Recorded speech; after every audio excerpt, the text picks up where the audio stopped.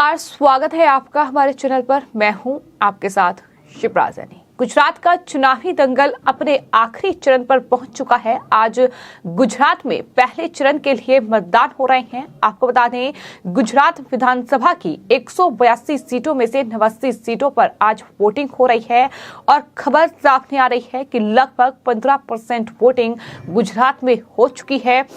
आपको बता दें, 19 जिलों में पड़ने वाली इन 89 विधानसभा सीटों पर कुल 788 प्रत्याशियों की किस्मत दांव पर है। इसमें कई बड़े नाम भी शामिल हैं, यानी कई दिग्गजों की साख जो है वो दांव पर लगी हुई है। उधर दूसरे चरण के मतदान के लिए भी चुनाव प्रचार का आज आखिरी दौर चल रहा है और इस तरह से तमाम रैलियों का दौर गुजरात में चल रहा है। लेकिन पहले चरण के मतदान की अगर बात की जाए तो लगातार वोटिंग हो रही है। सुरक्षा के कड़े इंतजाम किए गए हैं।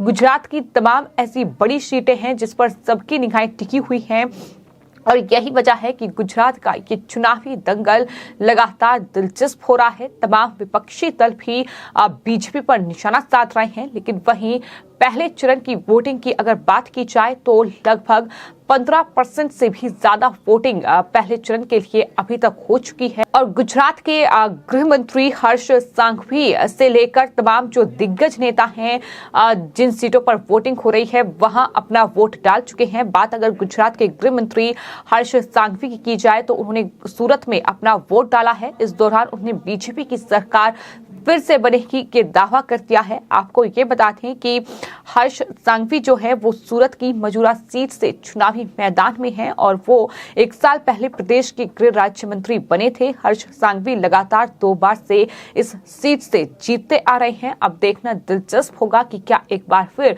वो इस मुकाबले को जीतेंगे। इसके अलावा आपको बता दें, कांग्रेस पार्टी के वरिष्ठ नेता अहमद पटेल की बेटी मुमताज ने भी भरूच में अपना वोट डाला है और उन्होंने कहा है कि ये बदलाव का चुनाव है। तो इस तरह से तमाम जो दिग्गज नेता हैं, जो उनके परिवार के सदस्य हैं, वो वोट डाल रहे हैं और केंद्रीय मंत्री और बीजेपी के दिग्गज नेता पुरुषोत्तम रूपाला ने भी अमरेली में अपना वोट डाला है, जो तस्वीरें सामने आई हैं। इसके अलावा क्रिकेटर रविंद्र जडेजा ने भी जामनगर में अपना वोट डाला है।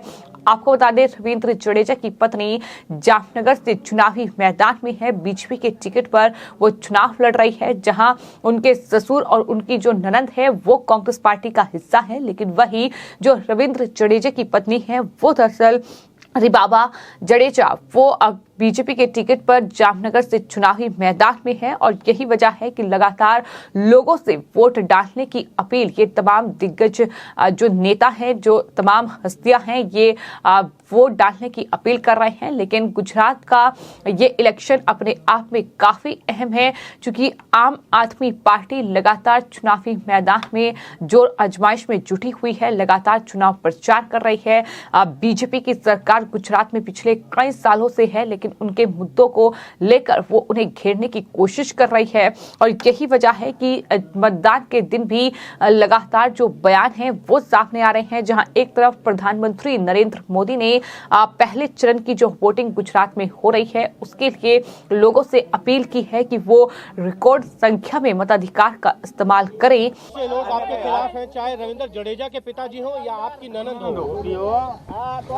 This is not the first time कि इंडियन पॉलिटिक्स में एक ही परिवार के अलग अलग सदस्यों ने अलग अलग पार्टी के साथ अपना विचार विमर्श करके वो जुड़ने की जो एक इच्छा व्यक्त की हो, तो वो अपनी तरफ से किसी और पार्टी के साथ जुड़े हैं। मैं भारतीय जनता पार्टी के साथ जुड़ी और मेरे लिए सबसे बहुत बड़ी बात है कि मेरे हस्बैंड मेरे साथ है, तो इस बार मुझे कोई दिक्कत ऐसी सच दिखाई नहीं दे रही है। मैडम, जामनगर हो या राजकोट हो, किस तरह की बूथ मैनेजमेंट की गई है पार्टी की तरफ से ताकि ज्यादा से ज्यादा लोग वोट के लिए? जी, भारतीय जनता पार्टी सबसे ज्यादा सदस्य वाली सभ्य वाली पार्टी है और जैसे ही मैं भारतीय जनता पार्टी के रूप में मुझे एक प्रत्याशी के रूप में चुना गया भारतीय जनता पार्टी की तरफ से, तब से लेके अभी तक आज तक एक जो पूरा एक संगठन का जो माहौल रहता है कि छोटी सी चीज़ें माइन्यूट जो मैक्रो मैनेजमेंट होता है उस हिसाब से पूरा जो इलेक्शन का पोर्टफोलियो रेडी करके लोगों के बीच में जाना, ग्रुप मीटिंग करना, बूथ तक लोग अपनी तरफ से अवेयर होके मतदान मथक तक पहुंचे, ये सारी चीज़ें भारतीय जनता पार्टी के माध्यम से बहुत ही अच्छी तरह से मैनेज की जाती है। प्रधानमंत्री ने जो ट्वीट किया है उसमें लिखा है कि मैं आज मतदान करने वाले सभी लोगों, विशेष रूप से पहली बार मतदान करने वाले मतदाताओं से रिकॉर्ड संख्या में अपने मताधिकार का प्रयोग करने का आह्वान करता हूं कि प्रधानमंत्री की ओर से ट्वीट किया गया है। इसके अलावा आम आदमी पार्टी के राष्ट्रीय संयोजक अरविंद केजरीवाल ने भी ये कहा है कि गुजरात चुनाव के पहले चरण में आज 89 सीटों पर मतदान हो रहा है। गुजरात में आज जिन जिन विधानसभा क्षेत्रों में वोटिंग है, वहां के सभी मतदाताओं से अपील है कि आपके पास सुनहरा मौका आया है। गुजरात और अपने बच्चों के बेहतर भविष्य के लिए वोट जरूर देकर आइए।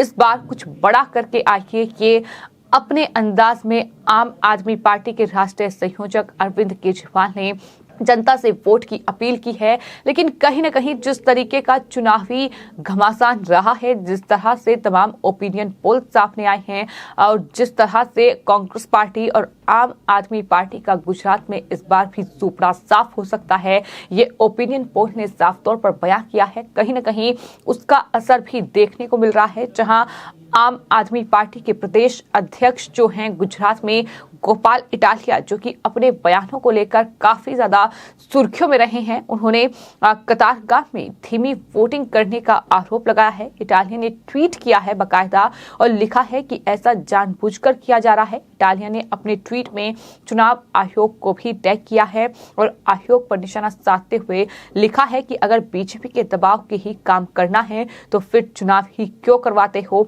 पूरे प्रदेश में औसत 3.5% मतदान हुआ, लेकिन कतारगाह में सिर्फ 1.4% ही हो पाया है। एक छोटे से बच्चे को हराने के लिए इतना मत गिरो, इस तरीके का ट्वीट जो है वो गोपाल इटालिया की ओर से किया गया है। तो कहीं ना कहीं जो हार का डर है वो अब इस तरह से ईवीएम पर गुस्सा फूटेगा। अब इस तरह से ईवीएम में छेड़छाड़ और इसके अलावा जो धीमी वोटिंग का आरोप है वो लगाया जा रहा है। तो इस तरीके की तस्वीर अभी आने वाले वक्त में और ज्यादा गुजरात में देखने को मिल सकती है। वहीं राहुल गांधी, कांग्रेस पार्टी के नेता, जो कि गुजरात में चुनाव प्रचार करने के बजाय भारत जोड़ो यात्रा देश के तमाम अलग अलग राज्यों में निकाल रहे थे, इसको लेकर वो काफी ज्यादा घिरे। लेकिन अब चूंकि गुजरात में पहले चरण की वोटिंग हो रही है, तो राहुल गांधी ने भी मतदाताओं से गुजरात में ज्यादा से ज्यादा मतदान के लिए अपील की है। उन्होंने ट्वीट किया है और लिखा है कि गुजरात के सभी भाई बहनों से अपील है कि वोट करें, रोजगार के लिए, सस्ते गैस सिलेंडर के लिए, किसानों की कर्ज माफी के लिए, गुजरात के प्रगतिशील भविष्य के लिए भारी संख्या में मतदान करें और लोकतंत्र के इस पर्व को सफल बनाएं। ये गुजरात में राहुल गांधी का ट्वीट है। लेकिन राहुल गांधी ने गुजरात में चुनाव प्रचार नहीं किया और इसको लेकर वो काफी ज्यादा ट्रोल भी हुए। आपको ये बता दें कि हार का डर कांग्रेस और आम आदमी पार्टी को सता रहा है। यही वजह है कि कांग्रेस पार्टी के नेताओं ने भी वोटिंग से ठीक पहले ये कहा है कि गुजरात में दरअसल कुछ चैनलों द्वारा चुनावी नतीजे दिखाकर जनता को गुमराह किया जा रहा है।